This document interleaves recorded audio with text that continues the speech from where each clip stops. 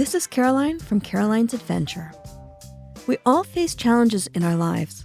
How do some people take those challenges and turn them into powerful results?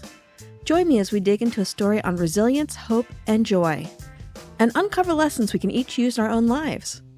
But before we start, please take a moment to show that 5-star rating button some love, and follow while you're there to be updated every time I release a new episode. Now, before we begin, a word of caution. On this podcast, we regularly discuss topics like sexual assault, suicide, and addiction, which may be disturbing to some. Please take care as you listen. And if you need support in the United States, reach out to the crisis text line at 741-741.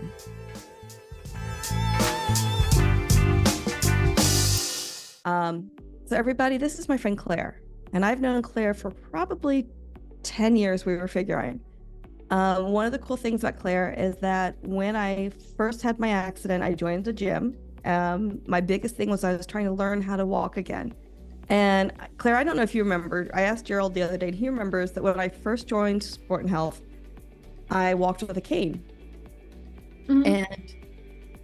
And so like I was super embarrassed by it, but the group, you guys were so welcoming and so kind about it, and no one made a big deal out of it. And even though I felt awkward, it wasn't an awkward thing. One of the great things about Claire is that she and her mom worked out at the gym together, and I loved their relationship. I loved their connection, and I loved watching Claire because when I first met her, she was in college for nursing school, and it was amazing to watch her graduate and move on. And I remember like watching your posts and your scrubs, and you mentioned that you were working in the ER, which is amazing. And then Claire went on from there, and she's now in working on her doctorate program in anesthesiology. And so it's been amazing to watch Claire evolve. And in that process, she did a bodybuilding competition. And it was interesting to watch you go through that evolution, because as an outsider, I could see the energy in you come down, and I could see the changes in your body. But I didn't really know at what point in time it was like, okay, do I say something? She looks unhappy. She looks like she's really struggling with this, but she is technically an adult.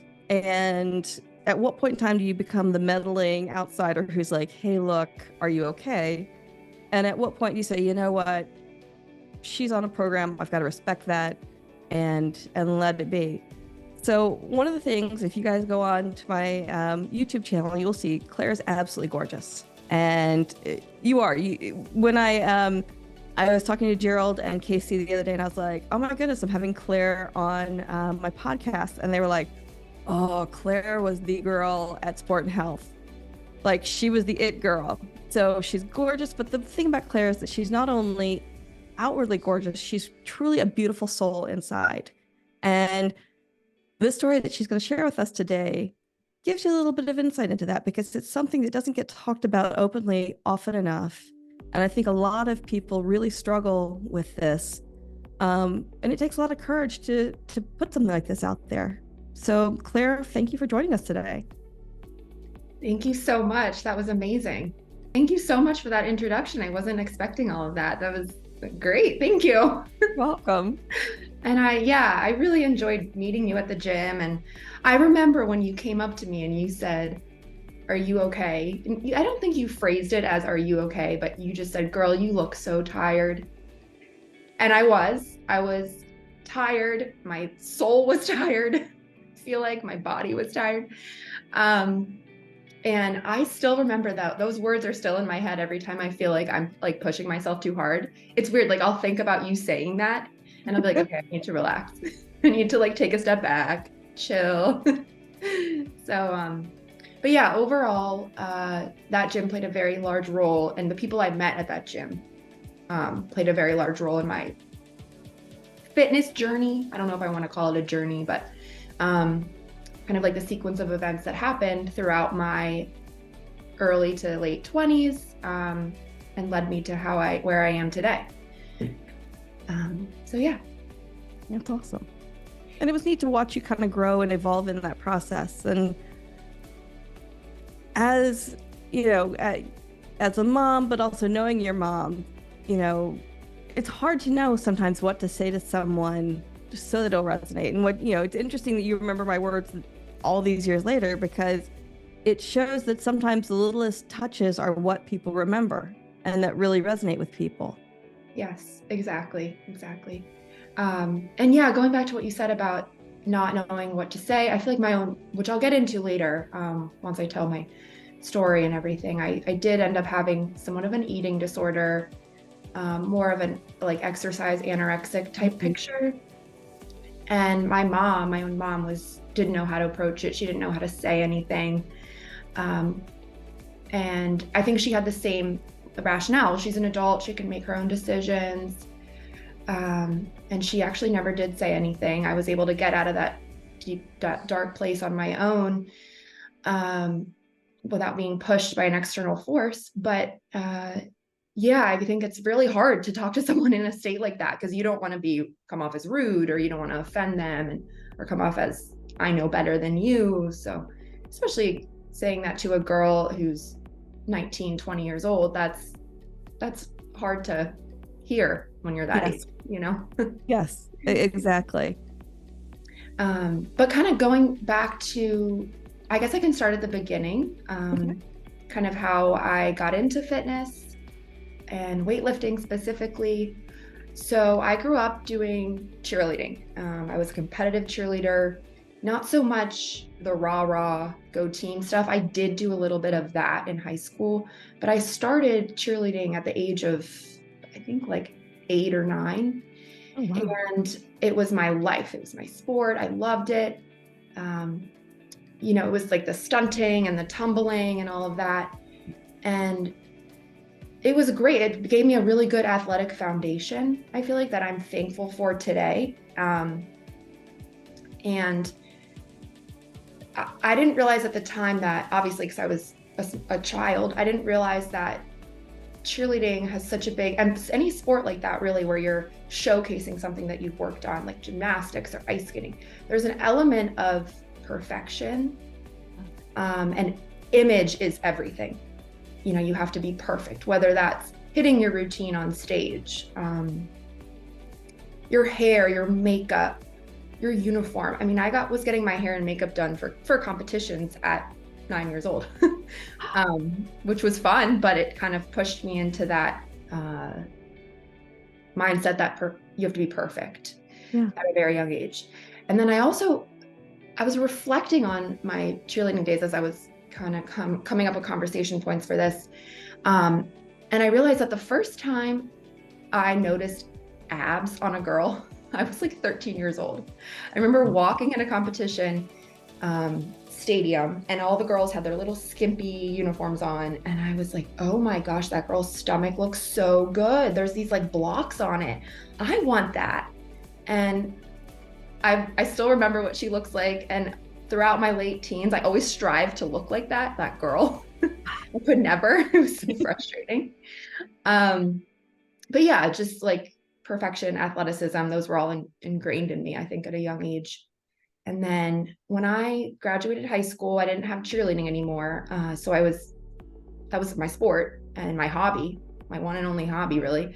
So I didn't have anything, and I was looking for an outlet to be athletic and exert energy. And I remember that post-practice high that I would always get, and I didn't have that anymore, and I really wanted that. So I have an aunt who, she's been into weightlifting and going to the gym for years, basically my whole life. Wow. And her name is Madeline, and she would have these magazines. She would bring over these magazines ever since I was a small child that had pictures of bodybuilders, like women in bikinis looking all jacked, and I was just so impressed.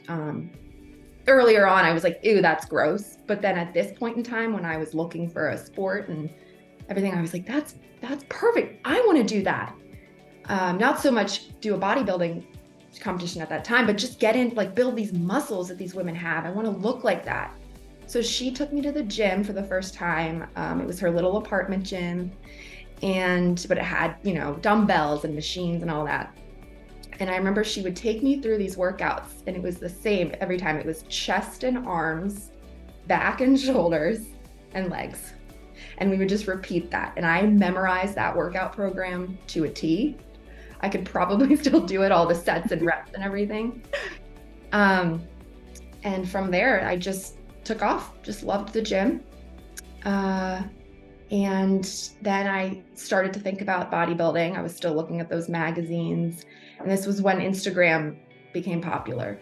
Yeah. So I remember I would follow the like OG fitness accounts on Instagram, and I would be so inspired. And then that led me to looking at bodybuilders and more like bikini competitors. And then I learned about the different divisions in women's bodybuilding. And I decided I wanted to do one. So I signed up. I got a coach, but it was online coaching. And I had to sign up to do posing practice and all that and learn this world that I didn't know anything about. So I started the prep. I was 20 years old, and it sucked because by the time I was finishing the prep, I turned 21, so I couldn't drink on my 21st birthday. Oh. And looking back, I'm like, was it really worth it? Like, well, now I have a story to tell. I didn't drink on my 21st, but I made up for it since. Good for you. Thank you. So so I started this prep. It was okay in the beginning. You know, they start you on higher calories and like you have the energy to enjoy your workouts. And then as the weeks go on, they strip away your calories and add in a little more cardio, which is counterintuitive to having less calories. And it was just, but you know, that's prep. That's trying to lean out and be able to see your muscles pop and all that. And I finally did the show. Nothing to like brag about. I looked like a skinny, like tan kind of muscular thing on stage, but I was proud of myself at that time. I was proud of myself. I had accomplished it. I immediately thought I wanted to do another one. I remember you did really well with it. Oh, You took in didn't you take first in like the amateur or whatever the category you were in? so I did, but I think there were only 3 or 4 people in it. But still, you're right. Yeah, I guess I should give myself more credit. Yes. Thank you. I guess because going back to the comparison and the needing to be perfect, Yeah. I was like, well, I'm not the most muscular girl on stage. I'm not, you know, the whatever. My butt doesn't look as good as her. Like, it was my self-critiquing. But thank you for pointing that out. You're welcome. And I mean, you know, it's interesting to hear you and your perceptions because from an outsider standpoint, you had the perfect body before the competition and you definitely leaned out and got super muscular. You got to a point where you were super, super lean. And that was where you could just see in your face that like there was no joy in your eyes. And it was like, you know, here's this gorgeous girl who's doing great things, who's pushing so hard. And you could just see that like you were carrying the weight of the world. And it was tough to see because you know, I know that it doesn't matter what anyone's outside perspective is, but from my perspective, I was like, Claire has it all. She's got this great mom. She's got the perfect body. She's so sweet and so kind and so gorgeous. And so it's interesting to hear that from your perspective, you were comparing yourself to other people and seeing where you didn't match up. That's very interesting. Yeah, you're right. I guess I was just being very self-critical, but it's interesting to hear what people thought on the outside looking in, because that was not my perception at all of what was going on internally and externally, you know, but that's interesting. I think I've kind of always been like that, and that's like human nature to be self-critical and always think that you can do better, but then looking at other people and thinking, oh, they're perfect, you know, grass is greener on the other side type of thing. Always. Yeah. Always. Yeah. And that's, you know, carried with me most of my life, which I have gotten better with reframing the way that I think about things related to that, like self-comparison and stuff. But yeah, it affected me a lot. Absolutely. And it, you know, we were such a family at that gym that, there was a lot of, we discussed everybody. And I mean, I'm sure you were in discussions about everybody. I mean, like there was a lot of discussions, and I don't remember any of it being hypercritical of anyone, unless, I mean, there were instances where people went off the rails and you'd be like, dude, did you see so-and-so punched a hole, or, like that kind of stuff. But, we were all kind of concerned about you for, watching you go through this process, and then to win first place, we're like, awesome. But it didn't seem like that released the tension after you won first place. It seemed like you almost doubled down at that point. Yeah, no, that's interesting you point that out. And now that I think about it, two of the people that we were friends with, two of the trainers, actually came to my competition to support me. Oh, that's awesome. So nice and supportive of them. But now I'm like, were they really coming to make sure I didn't like faint on stage or pass out? Oh, well, then they came to support you. Yeah, I was kidding. No, but I mean, Casey's a good, genuine person. Like he would come because he's like, you know what you're doing is awesome, and I support that. Yeah, for sure. And he was supportive. Most people at that gym were so supportive during the whole supportive thing. I think because I was so young too that. Well, and it was a really good supportive environment. Like I was dealing with a lot at the time, and it was nice to have some place that I could go that I didn't have to worry about, putting on a brave face or, any of that. I could just go and be, and I loved it there. Yeah, for sure. It's not like one of those bougie gyms where you have to dress up, not dress up, but matching outfit, hair and makeup done. Like I would show up there in like sweatpants and t-shirt. Yep. Like the number of times that I had to leave mid-workout and go downstairs and change a diaper and then wash my hands and come back up. Wait, did your kids do the kids club? Oh, yeah. I actually did that. I went to that kids club when I was a kid. Oh, wow.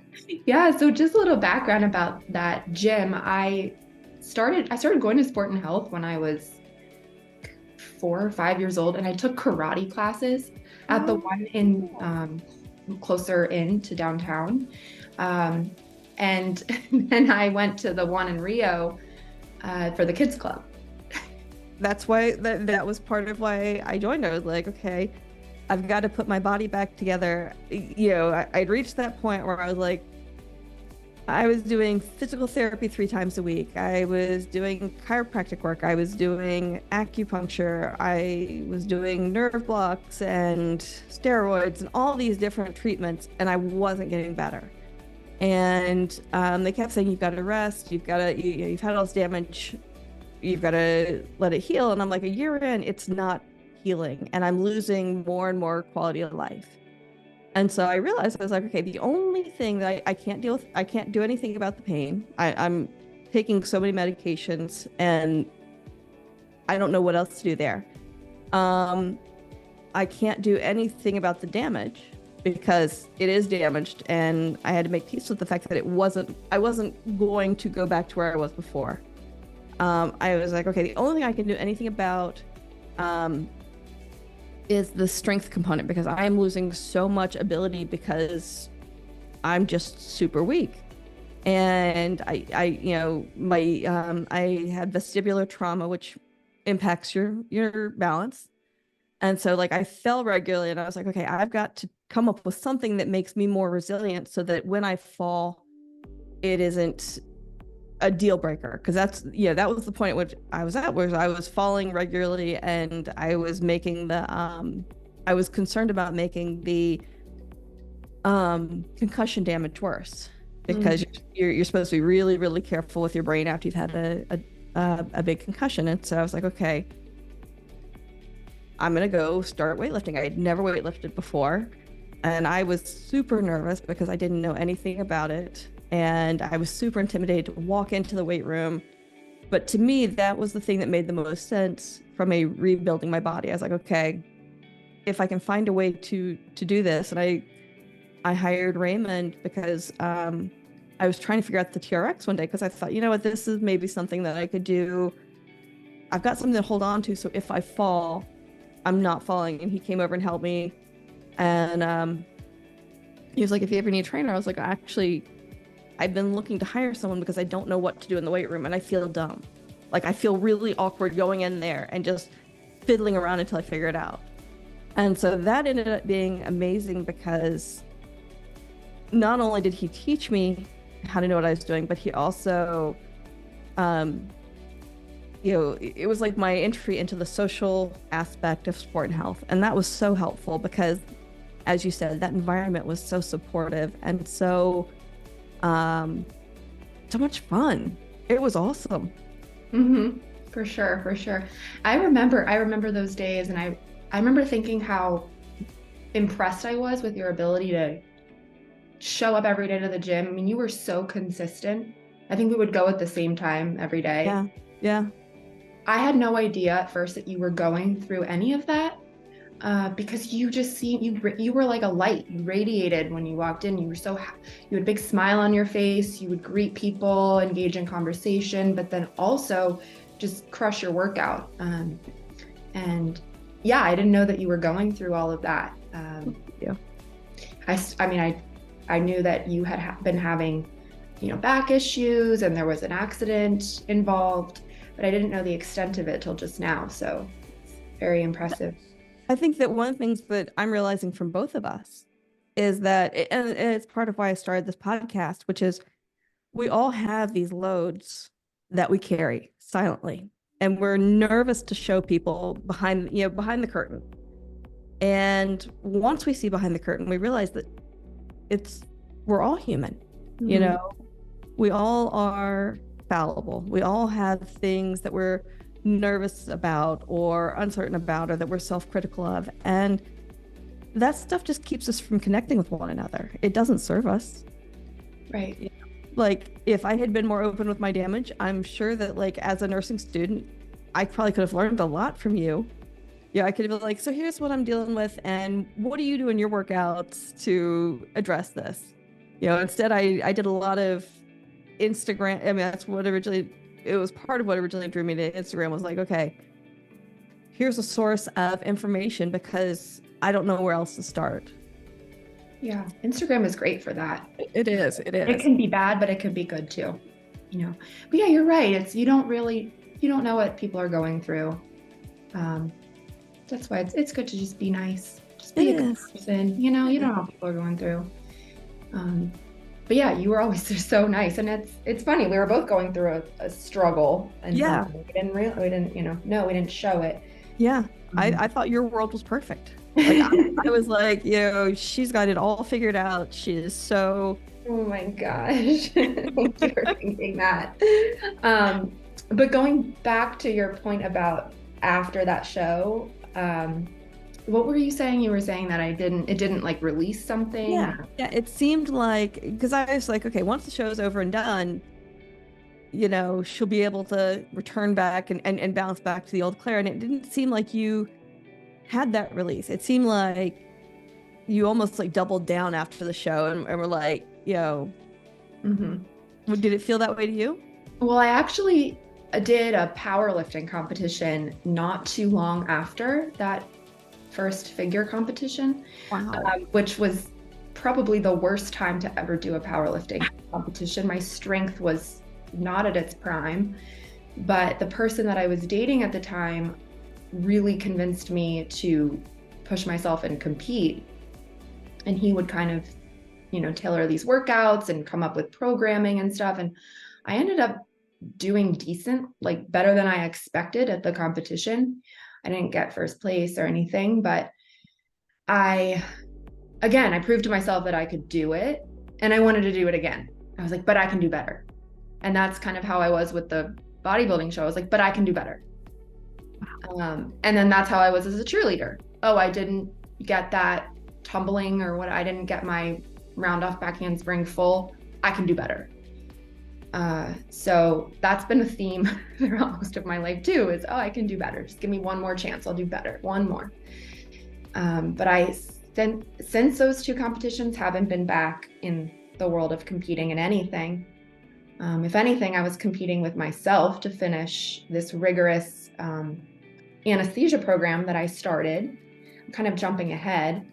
But after the powerlifting show and all of that, I just was lifting for fun. I was working as a nurse at the time in the ICU at a hospital in DC, caring for very sick cardiac patients. And I loved it. I loved it so much. But I was ready for the next step in my career. So I applied to a CRNA program, which I don't know if you're familiar with CRNAs, but we kind of function like nurse practitioners for anesthesia, if that makes sense. So we're not physicians, we're advanced practice providers. And the program, the schooling is grueling. I don't know how I got through. I still don't know, but somehow I did. But in the midst of that, aside from what was going on with my career, which was keeping me very busy and all of that, I was still trying to upkeep my fitness. So I would try to get any moment I had, I would try to get a workout in, whether that was early morning, before my 12-hour shift, after. And then it got to the point where I realized I was starting to gain a little bit of weight, or no, I just wasn't happy with my body. It wasn't crazy different or anything. I just felt, again, like I can do better. And that's when my eating disorder, which I don't know if I can technically call it that, but because I was never diagnosed, that's when it really started to kick in, when I was in my 3rd year of working as a nurse, about to go back to this rigorous program. I liked that I could control my environment in terms of the physical activity that I was putting out every day and how I felt. But it got to the point where I was waking up at 4 a.m. and going on runs in the freezing cold. It would be like, I don't know, 4:30 a.m., 30 degrees outside, and I would run 3 miles. Maybe not 30, but cold. Well, no, yeah. And I was doing that because I thought I needed that release to focus and get through my day as I was getting back into school and having to sit and use my brain. And the idea of sitting still in class and wasting all that time of potential movement and exercise and making myself feel better, I thought that it was wasted time, or I thought that, not wasted time, I thought that I needed to supplement with more exercise in the times that I could. So I would go to the gym after class. I hadn't started my clinical training at this time. I would go to the gym, and then I would study a little, and then I would maybe go on like another 3-mile walk. Got to that point. Wow. So run, lifting, and then I walk, or maybe another run. It didn't start out like this. It was gradual over time, but it got to the point where I would pace in my apartment while I was studying, just because I wanted more steps. This is a blessing and a curse because you look at your step count, and if it's less than last month, you're like, God, I hate myself. Why am I slacking? Exactly. I suck. I need to be more active, but I was so active. I don't think I'll ever be that active again in my life. But I was losing a crazy amount of weight because I wasn't eating to make up for all of that caloric output. So I've always kind of done this. I've kind of always eaten at specific times. I don't know if you do that, where like you try to eat breakfast around 9, you try to eat lunch around 1, and then dinner around 7. And it had to be those times, or else I would just, my day would be shitty. I'd be hungry and I wouldn't know how to fix it. And it was a whole cycle. And what was where was I going with this? I started weighing my food again, which is something I did in my bodybuilding prep, which messes you up again. Yeah. Seeing metrics of anything, like seeing things in numbers. Yes. It's like the Apple Watch weighing your food. It's a lot. Yeah. I mean, and it's, one of the things that you talked about is the looking for ways to have control when the rest of your world feels out of control. And from the friends that I've known that have dealt with eating disorders that have been diagnosed, that is very much a correlating piece, which is when they feel out of control, they look for something that they can control. And for me, like, it's keeping my world straight and organized. So like, I am because I grew up in chaos and there was I had no control over anything in my childhood. And so because of that, I've told the story before this podcast, but it's funny because my first job out of college, I worked in a department where I was the only woman, and it was, I don't know, 30 something men. And so we all had this, like, we had this fun relationship where, like, being the only woman, I had to just kind of roll with it and become one of the boys. And we had a blast. But one of their favorite things to do, I had a desk that was perfectly organized with things in specific places. And once they realized how anal I was, every time they'd walk past my desk, they would each take turns moving things. And so it would drive me crazy because they would do it, subtly so that I wouldn't see them do it. But throughout the day, my stapler would move and my tape and my phone would get turned, and it used to drive me crazy. So I absolutely get that, like, need to control and, like, yes, my world is chaos. This one thing I can control. Yes. And I'm like that too. I'm laughing because I can relate. I think it's an element of OCD. I'm not sure, just anxiety overall. It's how I cope with a lot of my anxiety is being perfect with my organization, my routine. I always have to write an agenda down for the day. It's helped me. I mean, it's helped me succeed in school. I'm sure it's helped you in different aspects of your life too. But it can get very draining to make sure everything's all perfect all the time. And it's overwhelming, especially when, as life ramps up the chaos, it gets to a point where you realize that the harder I'm working to control, the less control I actually have. Mm-hmm. Because I'm putting so much energy into the control piece that I can't hold on to anything. And I'm going to hang back here and accept the fact that, whatever's going to hit is going to hit. I can't control that. I'm not even going to try to fight against it, because all that happens when you remain rigid against something, I'm sure you've seen trees where the trees that last through storms are the ones that are able to move with the winds. And they've found that with buildings as well. In areas where there's high earthquake rates, they build the building so that they can sway with it. Because if something is hyper rigid against a force, if the force is greater, it's going to just destroy it and break it down. And so the more that you can teach yourself to be fluid and to be like the wetlands, and to, instead of providing a rigid force against whatever is coming up against it, the more you can make yourself be present in the moment and just kind of be fluid with it, the better you're going to withstand challenges. That is such a good analogy. I really like that. Have you thought about becoming a therapist? That was great. Great. And as I'm going to get into later, I found meditation, and I've started a good meditation practice throughout all of this. And that's actually what ended up helping me get out of a deep, dark hole I was in. And it's teaching me to be more fluid and not be so rigid, because rigidity has followed me my entire life. I've had to be so rigid. I felt like I had to be in order to succeed, in order to be happy. But now I'm just like, let it be. Not be so rigid. That's a really good analogy. I liked that. But the meditation didn't come till later. If I didn't get a workout in the middle of before my day started, my day was going to be shit. If I ate, like, God forbid, a donut, someone brought them to work or class, my day was going to be shit. And I had to, like, add a spin class onto my lift session or something. It was ridiculous. And that lasted for about 2 years.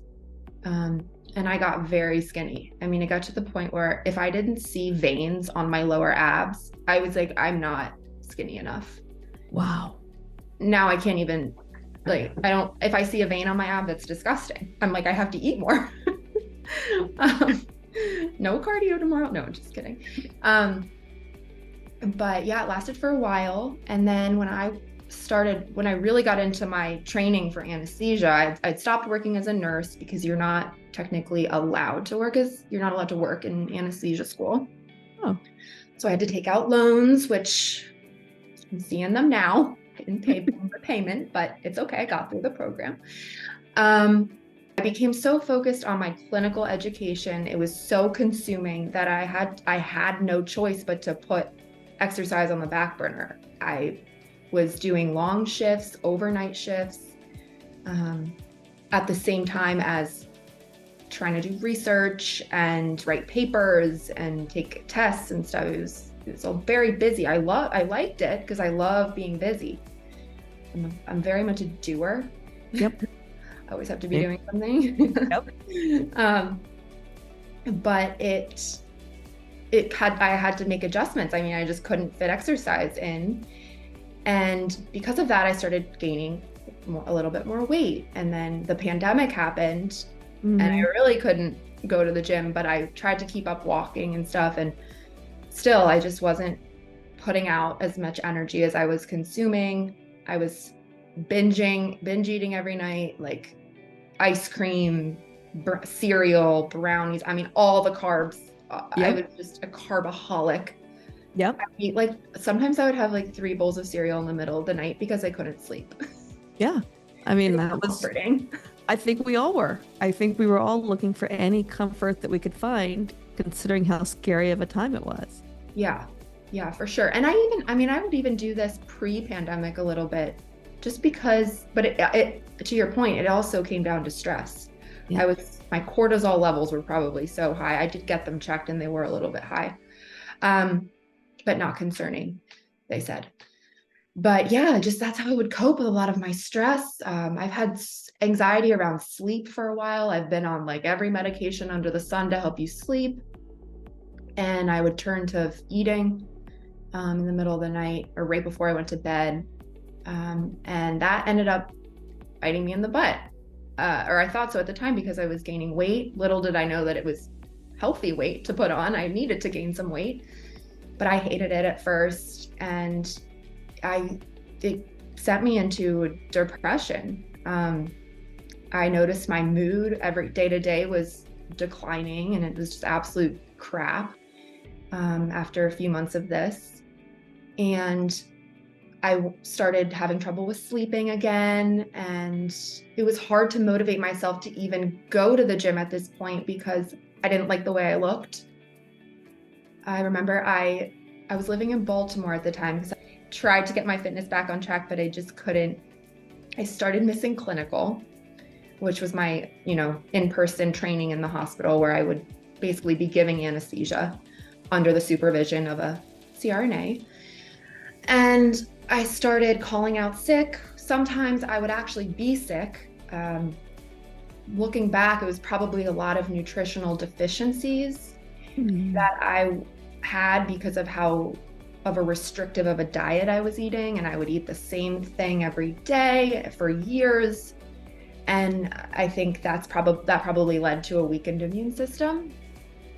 But then there were times that I would call out just because I didn't want to get out of bed. I just wanted to keep sleeping. I would sleep till 2 p.m. sometimes. No activity, couldn't even go for a walk. I mean, it got pretty bad. And it actually got to the point that I decided to take a whole year off of my program. Wow. I didn't have to. It's not like I got in trouble. They were concerned about the amount of time that I was calling in sick, but I personally just felt like I couldn't go on with the program. I was already about $100,000 in debt at this point with loans from school that I felt like I had to keep going, but I needed to take some time off. So somehow I finagled that and they let me take a year off, and that year was what I needed. I was able to kind of take a step back, regroup. I worked at a COVID testing site that was the easiest job with good money. So took advantage of the pandemic. And I made a lot of friends when I was there. And during this year off, I My social life was booming like it never had before. And I didn't just take a year off to party and all that, but it just so happened that that was a perfect time to hang out Well, with and friends you know and what? It's okay. live my If life. if you took a year off to party, that's okay. Thank you. Like, Because I never really had a college experience either because I commuted from home. So it was kind of like my college experience at 27 years old. It was kind of fun. awesome. Thanks. That sounds amazing. But thank you. But also during that time, I discovered meditation. That's awesome. So it's something that, thank you. It's something that I always thought, oh, I don't need that in my life. That's something that my aunt does. I don't want to do that because my aunt used to lead meditation classes at my house growing up. Wow. And I always thought it was some woo-woo thing.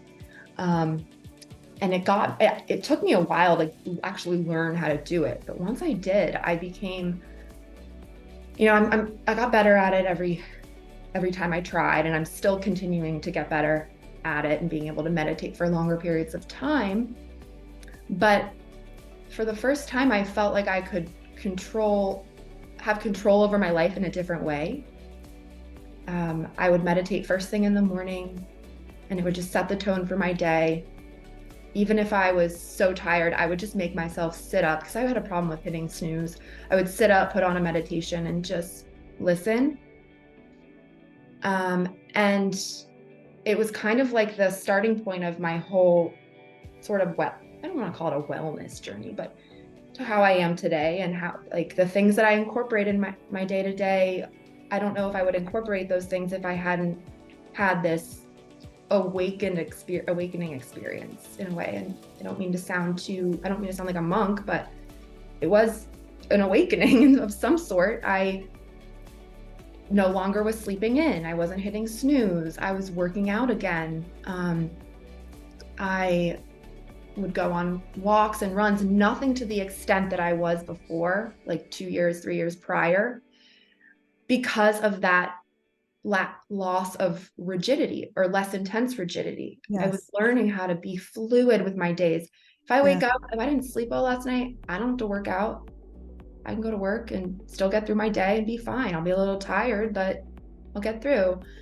And I was starting to broaden my diet and eat more. But I feel like those things, the nutrition, the sleep, the social life, all of that are an outcome of the positive changes that I've made just in my day-to-day life. It's interesting because the things that you're talking about are quality of life changes. They're not finite control over aspects, and they're more about what improves my quality of life. Meditation is the hardest part of yoga. When they ask what the hardest pose in yoga is, it's Shavasana, the corpse pose, where you lay there for an unspecified amount of time and do nothing. And, it's funny because yogis will tell you that is any of the other poses, there's they're all challenging, but Shavasana is without fail the hardest part because you're letting your brain just flow. And slowing down and letting go of control is hard. And so, you're talking about being more social. That again is a quality of life thing. It's not something you can really quantify. It's not if I have 3 beers with 4 people before 9:30 p.m. on a Wednesday, then this is successful. My accident was the great equalizer for me because up until then, people were like, once you have kids, you'll stop being so controlling. No, like my daughter, when she was born, I had her on a 3-hour schedule. Every 3 hours she ate. She went down for a nap at 1. Like, she was the most regimented infant, and she was the happiest infant because, like, she never got super hungry. She never got super tired. I was home for that 1 o'clock nap, like clockwork. At 7 o'clock, she went down for bed. She got up every morning. She'd play until I got her up at 8. Like, it was a very regimented thing. And then I had my accident, and it essentially destroyed any attempt at control I had. I no longer could control anything. And that was very sobering, but also ultimately very freeing. And so I'm grateful for that because when you lose control of everything, you realize how empty of an exercise control is. I've learned the importance of taking a step back and resting and just letting the universe figure things out. Yes. It's very hard to do, especially when you're like us and you want to have control and fight through things and cross it off the list. Yep. But just learning how to, or appreciating your ability to just chill the heck out. And okay, you're going to have a bad day today. You're going to have a bad day. It is what it is. Yeah. Life goes on. You'll get through the day. Yep. Yeah. And you're right. Like, there's a concept in yoga called equanimity.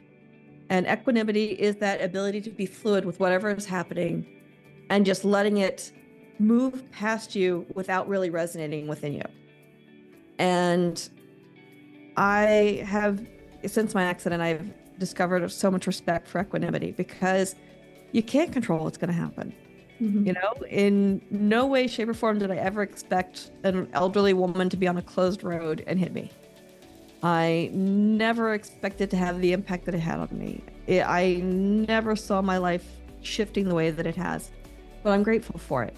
Yeah.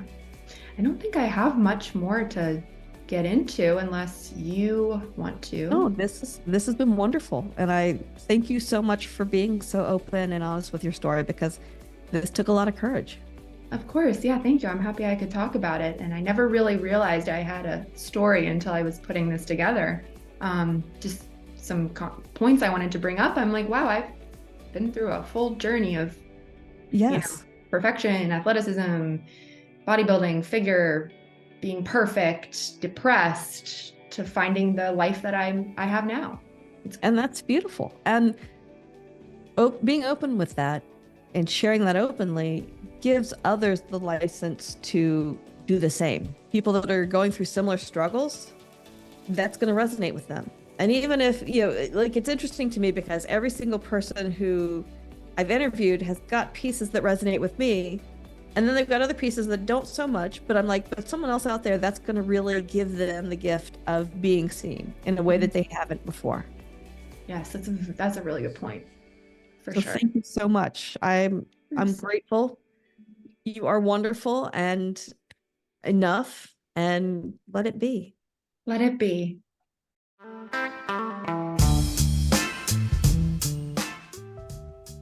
Thank you so much for joining us on this episode of the Caroline's Adventure podcast.